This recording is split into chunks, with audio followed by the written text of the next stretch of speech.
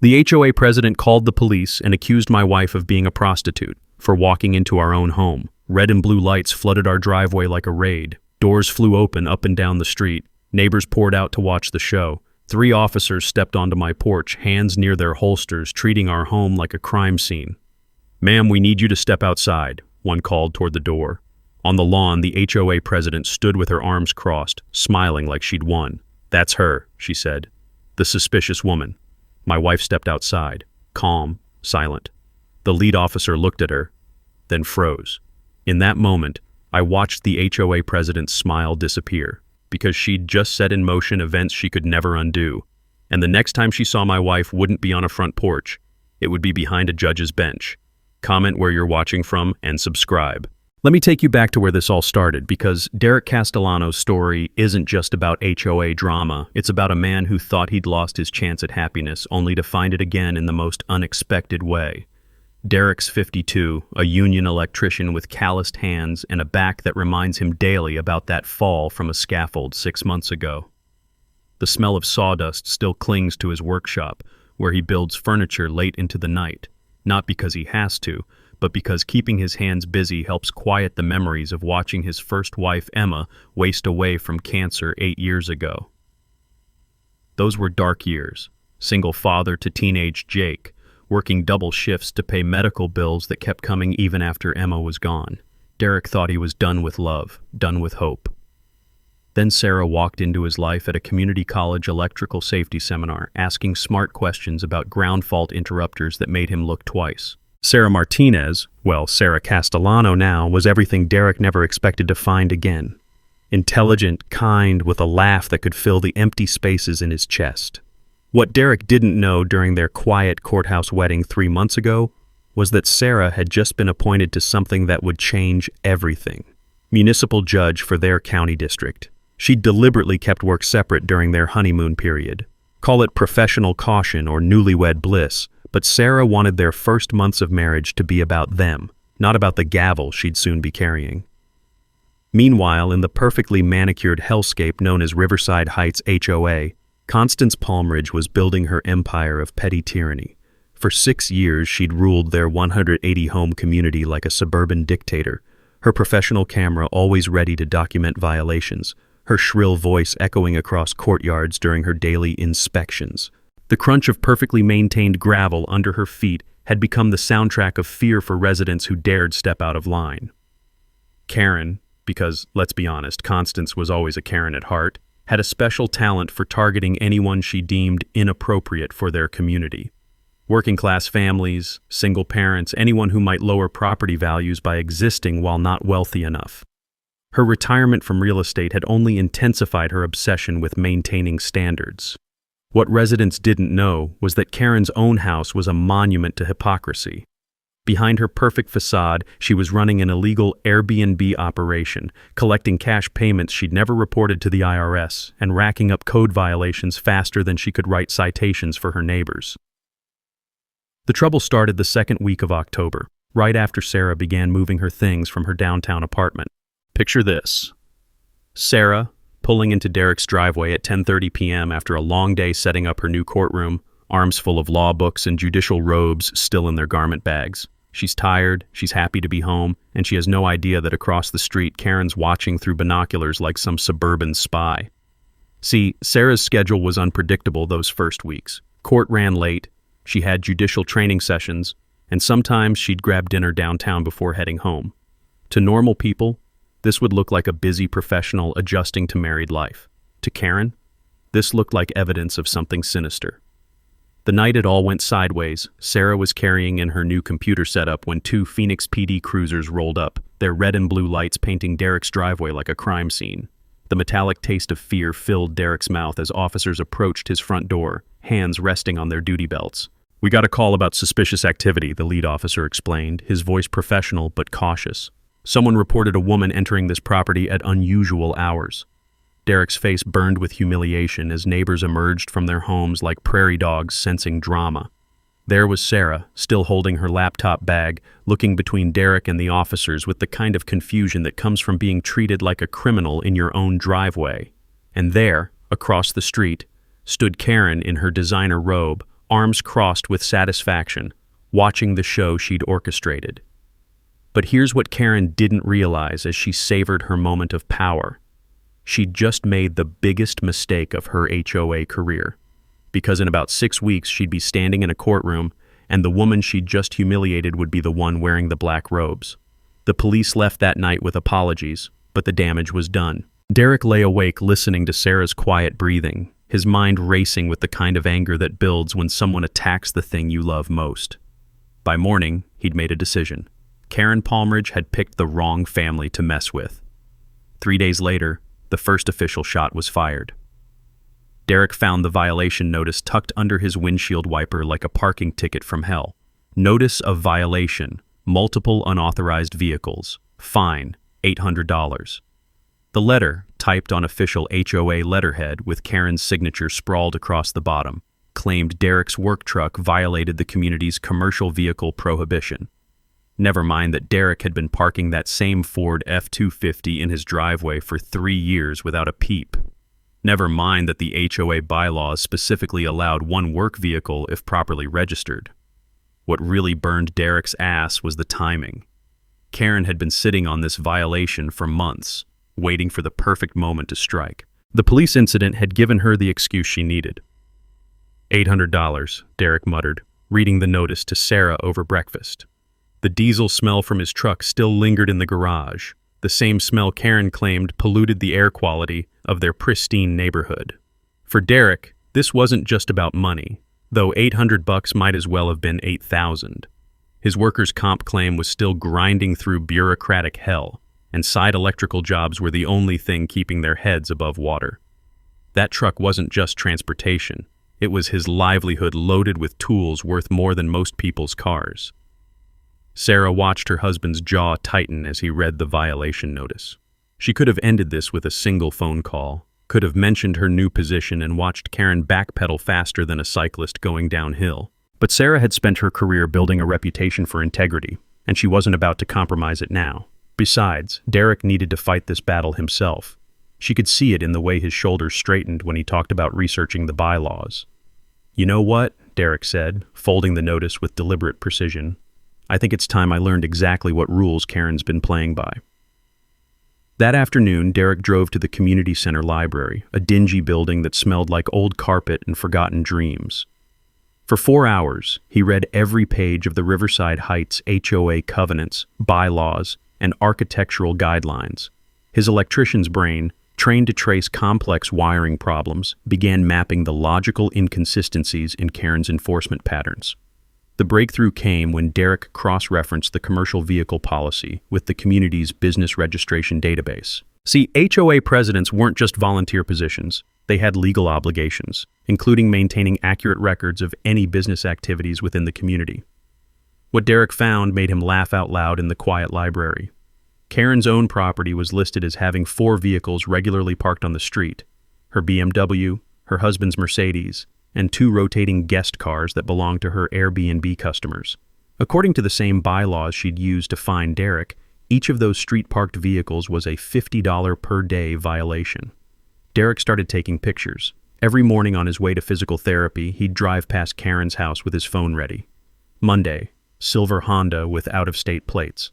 Tuesday, red pickup truck parked half on the sidewalk. Wednesday, some kind of modified muscle car that probably violated the noise ordinance just by existing. The mini twist came on Thursday morning when Derek's newly installed security camera caught something beautiful. Karen herself, at 2:15 a.m., dragging a garden hose across her yard to water the decorative rocks near Derek's property line. Not suspicious in itself, until you realize those rocks hadn't been watered once in the 3 years Derek had lived there. She was creating her evidence. All those noise complaints about Sarah's late-night activities. Karen was making the sounds herself, then filing reports the next morning about the disturbances she'd caused. Derek saved that video file with a smile. Karen had taught him something valuable about documentation. As his old union rep used to say, if you're gonna fight the boss, make sure you've got better records than they do. Now Derek had a decision to make: play by Karen's rules or start playing by his own.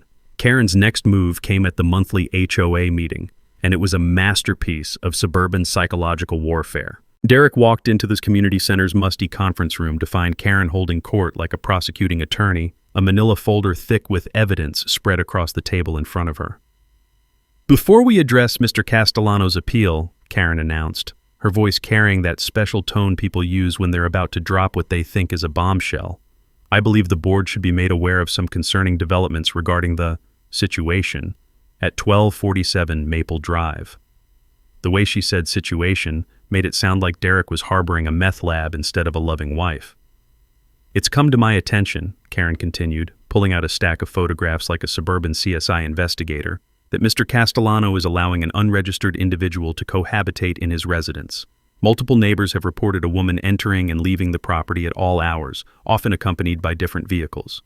Derek felt heat rise in his chest. The unregistered individual was his wife of 3 months, and those different vehicles were Sarah's Honda and her friend's car from when they'd moved her law books. "I'm calling for a formal investigation into whether Mr. Castellano is running an unauthorized business or housing situation that violates our community standards," Karen declared, her designer reading glasses perched like a weapon on her nose. 3 of the 7 board members nodded along like bobbleheads. These were Karen's people, retirees who'd been bullied into submission years ago and now mistook her authority for actual leadership. But Derek was ready. He stood up slowly, his back protesting the movement, and pulled out his own folder. "Before we get to that," he said, his voice steady despite the adrenaline coursing through his veins, "I'd like to discuss some violations I've documented over the past 2 weeks." He laid out his photos methodically. Karen's property with 4 cars parked illegally on the street, timestamp after timestamp showing systematic violations of the same parking policies she'd used to fine him. "According to Section 4.2 of our bylaws," Derek read from his highlighted copy, "street parking is limited to 2 vehicles per household for a maximum of 48 hours. Mrs. Palmridge's property has exceeded this limit every day this month." Karen's face went through several interesting color changes as Derek continued his presentation. The smell of her expensive perfume couldn't mask the scent of panic setting in, but Derek wasn't done. He pulled out his marriage certificate, holding it up for the room to see. "As for the unregistered individual, this is my wife, Sarah Castellano. We were married on July 15th of this year, and she's been in the process of moving in from her downtown apartment." The room went quiet, except for the hum of fluorescent lights overhead. 3 neighbors Derek had spoken to, Tom and Linda Morrison plus elderly Betty Kowalski, shifted in their seats with knowing looks. That's when Karen made her tactical error. Instead of backing down gracefully, she doubled down with the kind of desperation that makes people say things they can't take back. "Marriage certificate or not," she snapped, her professional composure cracking like old paint, "this woman's behavior is suspicious. Legitimate wives don't sneak around at midnight carrying mysterious packages." "Those mysterious packages were law books," Derek replied, his voice dangerously calm. "My wife is a professional who works late hours. But since we're talking about suspicious midnight activity..." Derek pulled out his phone and opened the security camera app. The room watched in fascination as he played footage of Karen creeping around her yard at 2:15 a.m., garden hose in hand, watering decorative rocks that hadn't seen moisture since the Clinton administration. "This was taken last Thursday night," Derek explained. "Funny thing is, Friday morning you filed a noise complaint about disturbances in that exact area." The mini twist hit Karen like a slap. She'd been so focused on building a case against Derek that she hadn't considered he might be building one against her. The realization dawned across her face like a slow-motion car crash. But Karen had spent 6 years as HOA president for a reason. She recovered quickly, her political instincts kicking in. "This is clearly a personal vendetta," she declared, gathering her papers with shaking hands. "Mr. Castellano is trying to deflect from his own violations by making wild accusations." She looked around the room with the desperation of a cornered animal. "I move that we table this discussion until Mr. Castellano can provide proper documentation for his wife's residency status." Derek smiled. Karen had just given him exactly what he needed. Time to dig deeper. Because while she'd been playing amateur detective, Derek had been learning something that would change everything. His wife wasn't just any professional who worked late hours. Sarah was the new municipal judge, and every legal weapon Karen might try to use against them would eventually land on Sarah's desk. Karen had no idea she'd just declared war on someone who could destroy her with a single gavel strike. 3 weeks after the HOA meeting, Karen played her nuclear card, and Derek learned exactly how far a desperate person will go to maintain control. The phone call came at 6:47 a.m. on a Saturday morning, jarring Derek awake with the kind of urgency that makes your heart skip beats. "Derek, this is Officer Martinez with Phoenix PD," the voice said, professional but tinged with something that might have been sympathy. "We've received a report of domestic violence at your address. We need to respond to the call." Derek's blood turned to ice water. Through the bedroom window, he could see Karen standing in her front yard, still in her bathrobe, phone pressed to her ear as she gestured dramatically toward his house. "There's been a mistake," Derek said, his voice hoarse from sleep and rising panic. "There's no domestic violence here. My wife's still asleep." "Sir, I understand this might be confusing, but we have to investigate all reports. Can you step outside so we can talk?" 5 minutes later, Derek found himself in handcuffs on his own front lawn while 2 patrol officers searched his house.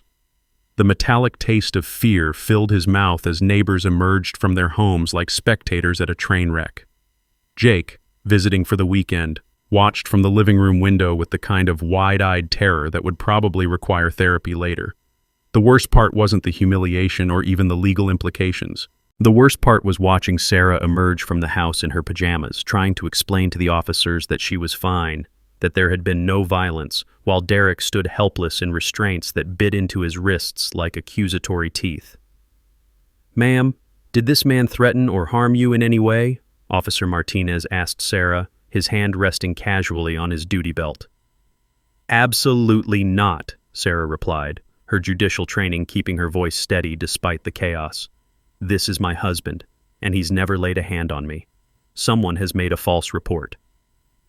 It took 45 minutes for the officers to complete their investigation, 45 minutes during which Derek's workers' compensation case hung in the balance like a sword over his neck. Any hint of violence, any suggestion of instability, and his claim would evaporate faster than water on Phoenix asphalt. The body camera footage later revealed Karen's performance worthy of an Oscar nomination. She'd told dispatch that she'd heard screaming and crashing sounds from Derek's house, that she was afraid for the woman's safety, and that Derek had a history of threatening behavior. None of it was true, but lies travel faster than truth when they're dressed in concern for public safety. After the police left, Derek sat in his workshop surrounded by the smell of motor oil and old wood, his hands shaking too badly to hold his coffee cup steady.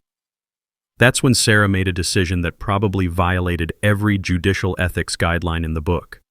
She sat down next to her husband on his workbench, careful not to touch the multimeter he was unconsciously gripping like a security blanket, and said something that changed everything.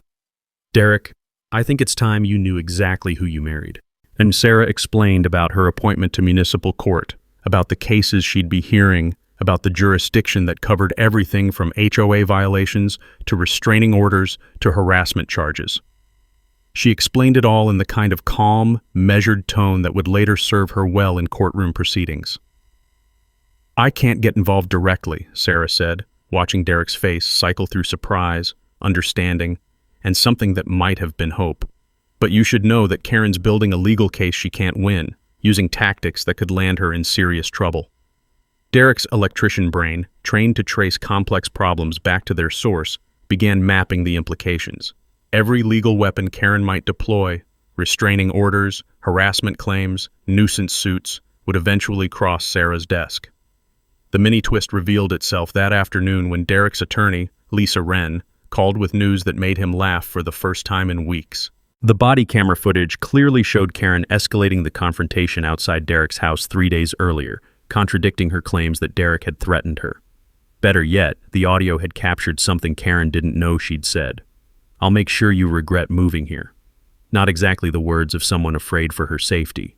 Derek spent the rest of the weekend installing a professional-grade security system with cloud backup storage. If Karen wanted to play evidence games, he'd make sure every pixel was preserved in high definition. His electrical knowledge came in handy as he ran concealed cables through PVC conduit, creating a surveillance network that would make the CIA proud. As Derek tested camera angles and motion sensors, he realized something that made him smile for the first time in weeks. Karen had been playing checkers while he learned chess, And now he had a chess master for a wife who understood the rules better than anyone. The stage was set for the final act, and Karen had no idea she'd just handed Derek the perfect trap. Sometimes the universe has a sense of humor so twisted it makes you question whether cosmic justice actually exists. Derek discovered this on a Tuesday afternoon in late November, sitting in his workshop with Sarah's laptop open to the Maricopa County Superior Court website, searching for anything that might help their legal situation. What he found made him stare at the screen for a full minute, blinking like a man trying to process a winning lottery ticket. "New judicial appointments announced," read the headline from 3 weeks earlier. Below it, a professional headshot of his wife smiled back at him, accompanied by text that made Derek's heart race. "The Honorable Sarah Castellano has been appointed to serve as Municipal Court Judge for District 4, with jurisdiction including all HOA violation appeals, restraining order hearings, small claims disputes, and harassment cases within the Phoenix metropolitan area." Derek read the announcement twice, then 3 times, before the full implications hit him like a sledgehammer to the solar plexus.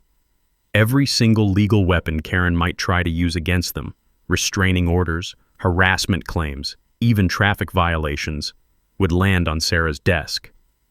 "Sarah!" Derek called out, his voice cracking with something between laughter and disbelief. "You need to see this."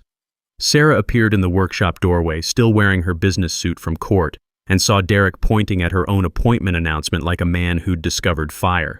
"When exactly were you planning to mention this?" Derek asked, his tone somewhere between amazed and exasperated. Sarah's cheeks reddened. "I wanted to keep work separate during our first months together. And then Karen started her campaign, and I couldn't say anything because it would create a conflict of interest." She paused, studying Derek's expression. "Are you upset?" Derek stood up slowly, his back protesting, and walked to where his wife stood framed in the doorway. "Upset?" "Sarah, Karen spent 3 weeks building a case that's going to end up in front of the one person in this entire county who has every reason to see through her bullshit." "The ethical implications were tricky," Sarah explained as they sat together on Derek's workbench, surrounded by the comfortable smells of sawdust and electrical equipment.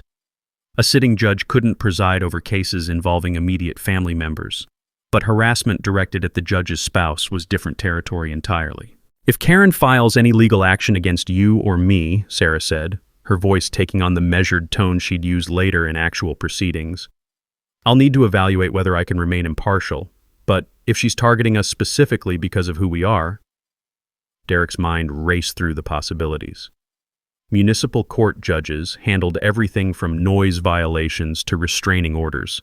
They had the power to issue fines, order community service, and even refer cases for criminal prosecution. Karen had been wielding HOA authority like a weapon, but real legal authority was something else entirely. "She has no idea who you are," Derek said, understanding dawning like sunrise. "To Karen, you're just the suspicious woman who moved in with the electrician." Sarah nodded. "The appointment was announced while we were on our honeymoon. Local news covered it for about 12 hours, then moved on. Unless someone was specifically looking for municipal court news." Derek pulled up Karen's Facebook page, scrolling through 3 weeks of posts about maintaining community standards and protecting property values. Not a single mention of the new judge appointment, not even a shared article from local news. Karen Palmridge, for all her suburban surveillance skills, had completely missed the most important piece of information in her entire HOA career. "So what happens now?" Derek asked, though part of him already knew the answer. "Now we wait," Sarah replied, her judicial training evident in every word. "Karen's building towards something, probably a restraining order or harassment charges. When she files that paperwork, when she walks into my courtroom expecting to find some pushover judge who'll be intimidated by her HOA president status." Derek finished the thought. "She's going to find you instead." The beauty of the situation was almost artistic in its symmetry. Karen had spent months trying to drive them out of the neighborhood through false reports, harassment, and legal intimidation. Every single one of those tactics would now backfire with the force of cosmic karma. Derek spent the rest of the evening creating a timeline of Karen's harassment campaign, cross-referencing dates with security footage and HOA violation notices. What emerged was a pattern of escalating abuse that would make any reasonable judge very interested in discussing consequences. But the most beautiful part, the detail that made Derek smile every time he thought about it, was the complete surprise factor. Karen would walk into that courtroom confident, prepared, maybe even smug.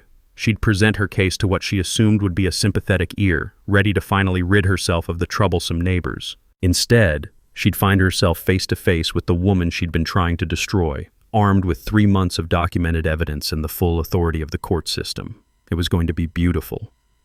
The next 2 weeks transformed Derek's workshop from a place of simple repairs into something resembling mission control for suburban warfare. The smell of PVC cement mixed with coffee as Derek worked late into the nights, his injured back protesting every bend and twist, but his mind sharper than it had been in months. Sarah had been clear about the ethical boundaries. She couldn't coach Derek on legal strategy, couldn't tell him what evidence would be most compelling, couldn't even hint at what Karen might face if she continued down her current path. But she could, as any wife might, listen to her husband process his thoughts out loud while he worked on their home security system. "You know what I learned in my electrician training?" Derek said one evening, threading camera cables through freshly installed PVC conduit. "Every system needs proper grounding, or the whole thing becomes dangerous."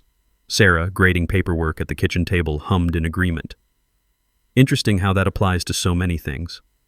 Derek's security upgrade was a masterpiece of electrical engineering disguised as home improvement.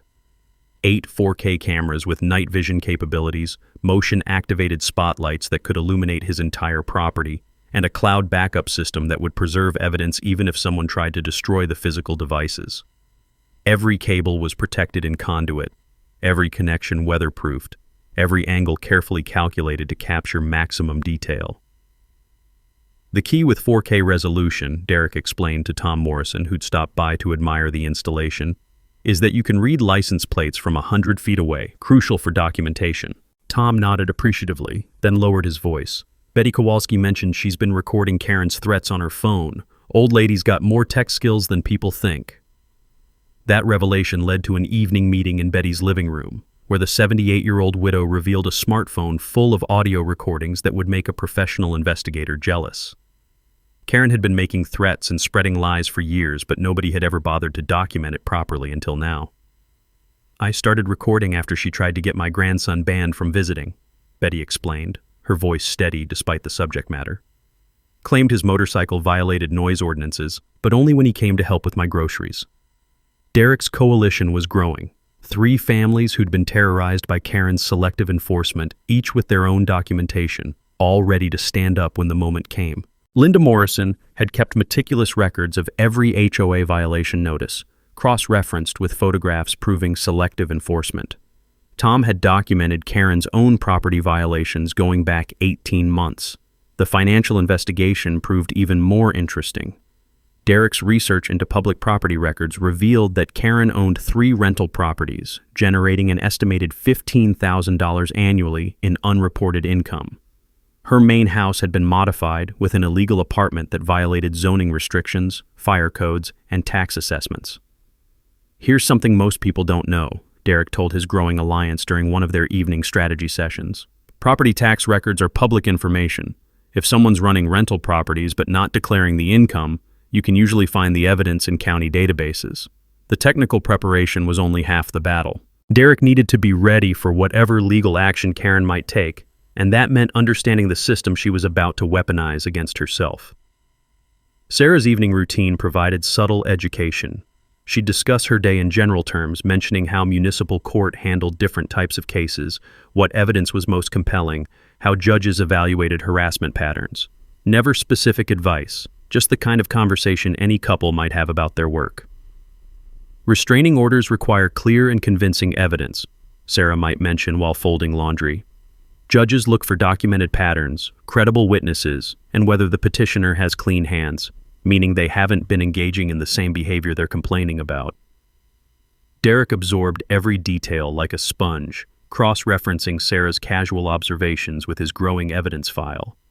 Karen's harassment campaign was actually building a perfect case against herself. The timeline strategy was elegant in its simplicity. Let Karen make the next move. She was clearly building towards some kind of legal action, probably a restraining order combined with harassment charges. When she filed that paperwork, when she committed to a courtroom battle, the trap would spring with the force of a perfectly wired electrical system. Derek's workshop now contained 3 filing cabinets full of documentation: Karen's violations, audio recordings, security footage, financial records, and witness statements.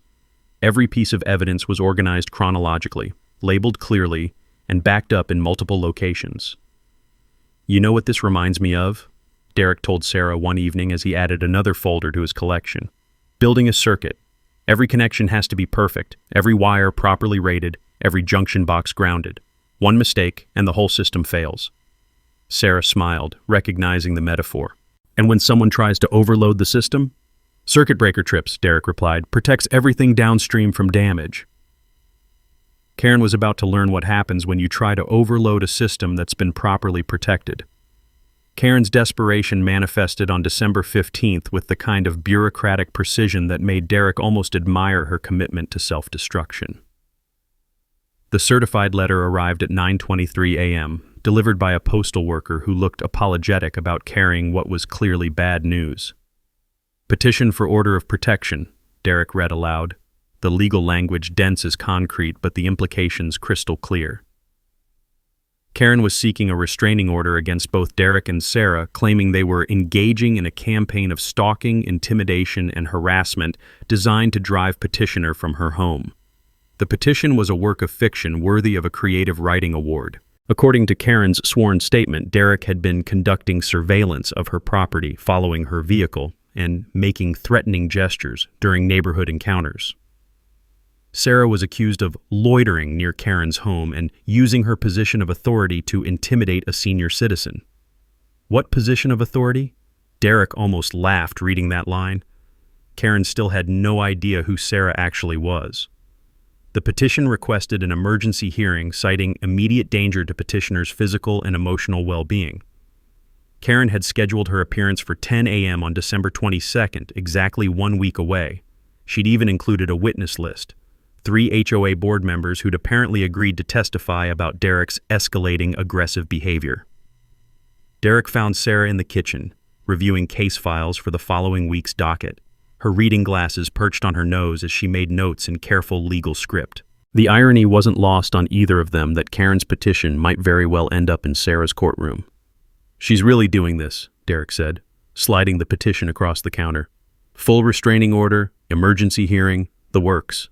Sarah read the document with the dispassionate attention of someone trained to evaluate evidence. Her expression remained neutral, but Derek caught the slight tightening around her eyes when she reached Karen's description of Sarah as someone who appears to be masquerading as a professional while actually being Derek's live-in girlfriend engaged in suspicious activities. "Interesting legal theory," Sarah said finally, her voice carefully neutral. "Filing false statements in a petition for protection is perjury. Class 6 felony in Arizona." Derek spent the next 3 days in a state of controlled calm that surprised even him. Instead of panic, he felt the kind of focused determination that came from finally seeing the endgame approaching. Karen had committed herself to a courtroom battle she couldn't possibly win, and Derek was ready to let her hang herself with her own legal rope. The mini twist came on December 18th, when Derek's attorney Lisa Wren called with news that made the entire situation even more delicious. Karen had been busy behind the scenes, not just building her restraining order case, but also filing complaints with Derek's workers' compensation insurer, claiming his aggressive behavior indicated psychological instability that should disqualify his injury claim. "She's trying to hit you from multiple directions," Lisa explained during their phone consultation. "Classic intimidation strategy. Make the cost of fighting higher than the cost of surrendering." But Karen had made a crucial miscalculation. Her workers' comp complaint required sworn statements about Derek's mental state, statements that would become evidence of malicious prosecution when her restraining order petition inevitably collapsed. Derek documented everything with the methodical precision of someone who'd spent 30 years troubleshooting electrical problems. Every conversation with investigators, every phone call from insurance adjusters, every piece of paperwork generated by Karen's campaign got filed, photographed, and uploaded to his cloud storage system. The beauty of Karen's strategy was also its fatal flaw. She was creating an official paper trail of her own malicious intent. Every false statement, every exaggerated claim, every piece of manufactured evidence would become exhibit material in her own prosecution. Meanwhile, Derek's coalition of neighborhood allies grew stronger. Betty Kowalski had recruited 2 more families with their own Karen horror stories. Tom Morrison had connected with a former HOA board member who'd resigned rather than enable Karen's increasingly authoritarian behavior. Linda Morrison had been in touch with families who'd actually moved away because of Karen's harassment. "You know what Karen never understood?" Betty said during one of their evening strategy sessions, her voice carrying the wisdom of 7 decades. "Fear only works when people don't have anything left to lose. Once you take everything from someone, they stop being afraid." Derek realized that's exactly what had happened. Karen's campaign had already cost him his peace of mind, threatened his marriage, jeopardized his income, and humiliated him in front of his neighbors. There was literally nothing left for her to take, except his home itself, and Derek would fight to his last breath before letting that happen. On December 21st, the evening before Karen's hearing, Derek organized his evidence one final time. 3 binders of documentation, 8 thumb drives of video footage, witness statements from 6 neighbors, and financial records proving Karen's own violations of the same rules she'd used to persecute others. Tomorrow, Karen would walk into a courtroom expecting to find a sympathetic judge who'd help her rid herself of troublesome neighbors. Instead, she'd find justice wearing Sarah's face. The morning of December 22nd dawned crisp and clear in Phoenix, the kind of winter day that makes people understand why others leave snow country behind. Derek woke before his alarm, his nervous energy mixing with something that felt suspiciously like anticipation. Today, Karen Palmridge would finally meet the woman she'd been trying to destroy for 3 months. Karen arrived at the Maricopa County Municipal Court building at 9:15 a.m., 45 minutes early, and dressed like she was attending a board meeting at Goldman Sachs. Designer suit, leather briefcase that probably cost more than Derek's monthly mortgage, and an entourage of 3 HOA board members who looked like they'd rather be anywhere else. Derek watched from his truck in the parking lot as Karen held court on the courthouse steps, gesturing dramatically while explaining to local Channel 12 News why she'd been forced to seek legal protection from neighborhood terrorists. The reporter looked skeptical, but Karen was too focused on her performance to notice. "This is about more than one household," Karen declared to the camera, her voice carrying the righteous indignation of someone who'd convinced herself she was the victim. "This is about protecting our entire community from people who don't respect our values." The irony was so thick Derek could have cut it with his wire strippers. Inside the courthouse, Derek found Lisa Wren waiting with a single manila folder that contained 3 months of Karen's self-incriminating evidence. "You ready for this?" his attorney asked, though her smile suggested she already knew the answer. "I've been ready since the night she called the cops on my wife," Derek replied, surprised by how calm his voice sounded. The courtroom was busier than Derek expected. Besides Karen's crew and Derek's witnesses, about 20 other people filled the gallery. Neighbors, courthouse regulars, and a few people Derek didn't recognize, who looked like they might be journalists or legal students. Karen swept into the courtroom like she owned it, her confidence radiating from every click of her expensive heels on the polished floor. She arranged her materials at the plaintiff's table with the precision of a military operation, clearly expecting to overwhelm whatever overworked municipal judge had drawn her case. "She has no idea," Betty Kowalski whispered from the row behind Derek, her voice carrying barely contained glee. At exactly 10 o'clock a.m., the bailiff called the courtroom to order. "All rise for the Honorable Judge Sarah Castellano." Derek turned to watch Karen's reaction and saw the exact moment recognition hit her brain like a freight train carrying karma. Karen's mouth dropped open, her carefully arranged papers scattered as she half rose from her chair, and her face cycled through confusion, recognition, and raw panic in the space of 3 seconds. "Your Honor," Karen stammered, her voice cracking like a teenager's, "there's been some kind of mistake. This is the woman I'm filing against." Sarah, resplendent in her black judicial robes, looked down at Karen with the kind of professional composure that comes from years of courtroom experience. "Mrs. Palmridge, I am your Honor, and you have just filed a petition for a restraining order against a sitting municipal court judge." The courtroom went silent except for the hum of the ventilation system and the sound of Karen's legal strategy imploding like a controlled demolition. I didn't know. Karen whispered, her designer briefcase falling from nerveless fingers to hit the floor with a sound like a gavel striking justice. "Ignorance of judicial identity is not a defense for filing false charges," Sarah replied, her voice carrying the authority of the entire court system. "However, we will proceed with your petition as filed. Please state your case, Mrs. Palmridge. What followed was 15 minutes of the most beautiful legal self-destruction Derek had ever witnessed.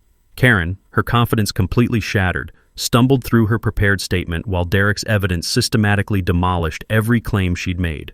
Security footage showed Karen creating the disturbances she'd reported. Audio recordings revealed her threats and false statements. Financial documents proved her own violations of the same HOA rules she'd used to persecute others. Witness after witness testified about Karen's pattern of harassment targeting families she deemed inappropriate for the neighborhood. The mini-twist came when Sarah asked to see Karen's evidence of Derek's alleged stalking and intimidation. Karen's professional surveillance photos turned out to be blurry cell phone pictures taken through her bedroom window while she hid behind curtains like some suburban spy. Mrs. Palmridge, Sarah said, her judicial tone carrying undertones that promised consequences. It appears you have filed a petition containing multiple false statements against a county employee and his spouse. The court is referring this matter to the district attorney's office for review of possible perjury charges. Derek sat quietly through it all, watching 3 months of harassment and intimidation collapse under the weight of actual justice. Karen's restraining order was denied, her petition dismissed with prejudice, and her legal costs assigned to Derek's attorney fees. But the most satisfying moment came when Sarah addressed the courtroom directly. Let the record reflect that filing false charges against judicial officers and their families is a serious crime that this court will prosecute to the full extent of the law. Karen left the courtroom in tears, her entourage scattering like cockroaches when the lights come on. Derek stayed behind to shake hands with his witnesses and thank his attorney, but mostly to watch justice being served with a side of cosmic irony. The courtroom on December 22nd was about to witness justice with a side of cosmic irony. Derek sat at the defendant's table, his evidence organized in neat binders, while Karen Palmridge arranged her materials with the confidence of someone who had no idea she was walking into her own trap. The gallery was surprisingly full. Word had spread through Riverside Heights. The HOA queen was finally taking someone to court. Tom and Linda Morrison sat in the front row with Betty Kowalski and 3 other families who'd been Karen's victims. Even a Phoenix New Times reporter had slipped in, drawn by tips about a suburban justice story. Karen's confidence was magnificent to behold. She wore her most expensive suit, carried a designer briefcase, and had brought 3 HOA board members as witnesses. That morning, she'd even called Channel 12 News, declaring she was seeking legal protection from neighborhood terrorists who don't respect community values. All rise for the Honorable Judge Sarah Castellano, the bailiff announced. What happened next was worth every moment of Derek's 3-month nightmare. Karen rose from her chair with practiced ease, ready to present her case to whatever overworked municipal judge had drawn her petition. She'd prepared for this moment for weeks. Then Sarah entered in her black judicial robes. The recognition hit Karen's face like a physical blow. Her mouth dropped open, her carefully arranged papers scattered from nerveless fingers, and she made a sound somewhere between a gasp and a death rattle as her brain processed the impossible.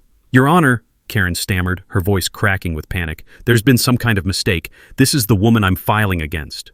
Sarah settled into her chair with the composed dignity of someone who'd been preparing for this moment her entire legal career. "Mrs. Palmridge, I am your Honor, and according to your petition, you have filed for a restraining order against a sitting municipal court judge." The courtroom exploded in whispers that the bailiff had to gavel down. Derek caught sight of the reporter frantically scribbling notes, probably composing the headline, "HOA President seeks restraining order against judge who lives next door." I didn't know," Karen whispered, sinking into her chair. "Ignorance of judicial identity is not a defense for filing false charges," Sarah replied, her voice carrying judicial authority. "However, since you have initiated these proceedings, we will examine your claims. Please present your evidence of stalking and intimidation." What followed was 15 minutes of the most beautiful legal destruction Derek had ever witnessed. Karen, her confidence completely shattered, stumbled through her prepared statement while Derek's evidence systematically demolished every claim. The security footage was devastating. Derek's cameras had captured Karen creating the very disturbances she'd reported, watering dead plants at 2 a.m., making noise near Derek's bedroom window, then filing complaints the next morning about the disturbances she'd caused herself. Betty Kowalski's audio recordings played for the packed courtroom, revealing Karen's threats to make them regret moving here, and her plans to drive them out using every resource at my disposal. The financial evidence showed Karen's systematic violation of the same HOA rules she'd used to persecute Derek, along with $15,000 in unreported rental income that would soon interest the IRS. But the coup de grace came when Sarah examined Karen's evidence of Derek's alleged stalking. Karen's professional-looking briefcase contained blurry cell phone photos taken through her bedroom window, illegally obtained property records, and a handwritten timeline of Sarah's suspicious late-night arrivals that perfectly matched her court schedule. Mrs. Palmridge, Sarah said, her voice carrying the authority of the entire court system. You have conducted surveillance of a judicial officer's private residence, obtained personal information through questionable means, and filed a petition containing multiple false statements under oath. Derek watched Karen's face cycle through the stages of legal grief, denial, bargaining, anger, and finally, dawning realization that she'd just committed several felonies in front of a packed courtroom. The court hereby denies your petition for a restraining order, Sarah continued, her gavel strikes echoing like gunshots. Furthermore, this matter is being referred to the district attorney's office for investigation of perjury, harassment of a judicial officer, and potential stalking charges against the petitioner. Let the record reflect that filing false charges against judicial officers represents not just harassment of individuals, but an attack on the judicial system itself, Sarah declared. Karen stumbled from the courtroom in tears, her designer briefcase abandoned, her 3 witnesses looking like they wanted to disappear. Outside, Derek told the reporter, Karen Palmridge spent 3 months trying to drive my wife and me from our home because she didn't think we belonged in her neighborhood. Turns out, she's the one who doesn't belong in ours. The story would run 3 days later, accompanied by photos of Karen's tearful exit and Derek's satisfied smile. But the real victory was watching justice served with cosmic irony, in a courtroom where the woman who'd tried to destroy their happiness was forced to face the consequences of her own hatred. The aftermath of Karen's courtroom humiliation rippled through Riverside Heights like a stone thrown into still water. Within 48 hours, she resigned as HOA president via a 2-sentence email blaming personal health issues. The Phoenix New Times story went viral with the headline, Judge Next Door, HOA President's Harassment Backfires in Epic Courtroom Showdown. The criminal consequences kept mounting. Karen pled guilty to filing false police reports, paying $1,200 in fines plus $3,200 in court costs. The IRS investigation Derek had triggered resulted in $8,500 in back taxes and penalties on her unreported rental income. Her illegal Airbnb operation was shut down by code enforcement, costing her $15,000 annually. At the emergency HOA meeting called to replace Karen, Derek was elected to the board by unanimous vote. His first motion established anti-harassment policies requiring evidence and due process before any fines could be issued. No more kangaroo court, Derek told the packed community center. The days of one person terrorizing families are over.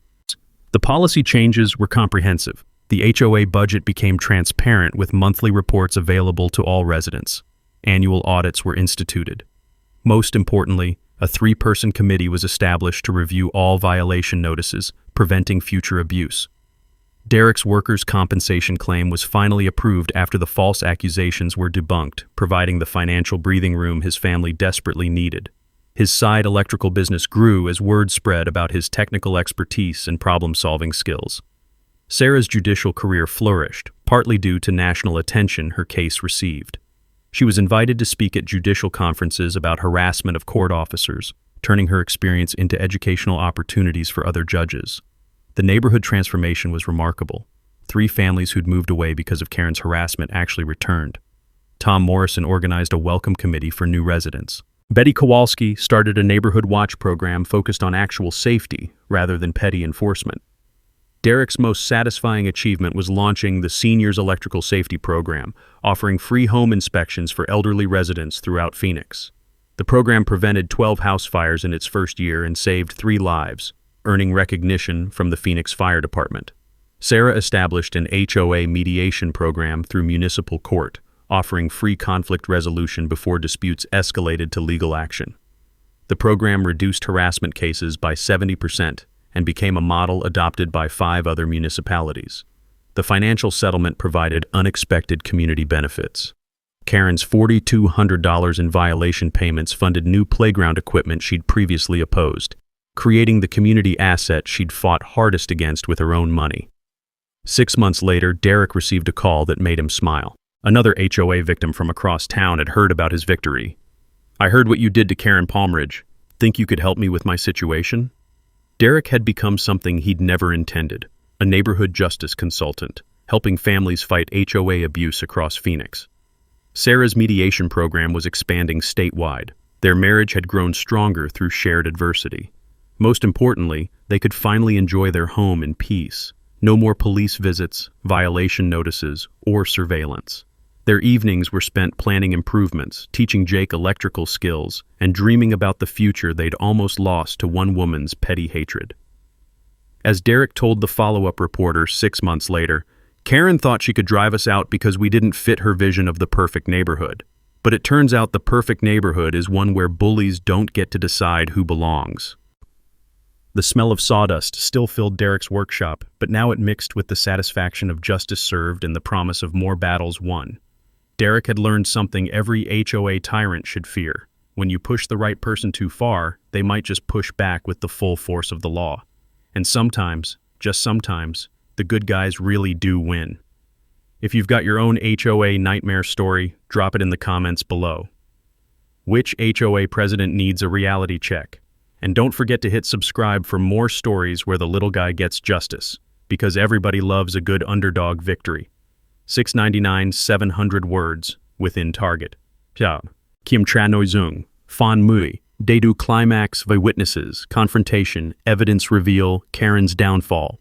Fan 11, Dedu consequences, community benefits, personal healing, social good initiative, CTA logic, Jungwin flow vachitit quan trong tu banguk. Word count, 119, Danchun, Vasautarndachunitin, Baichum, Chingsak target. Thanks for hanging out with us on HOA Stories, where the HOA Karens meet their match.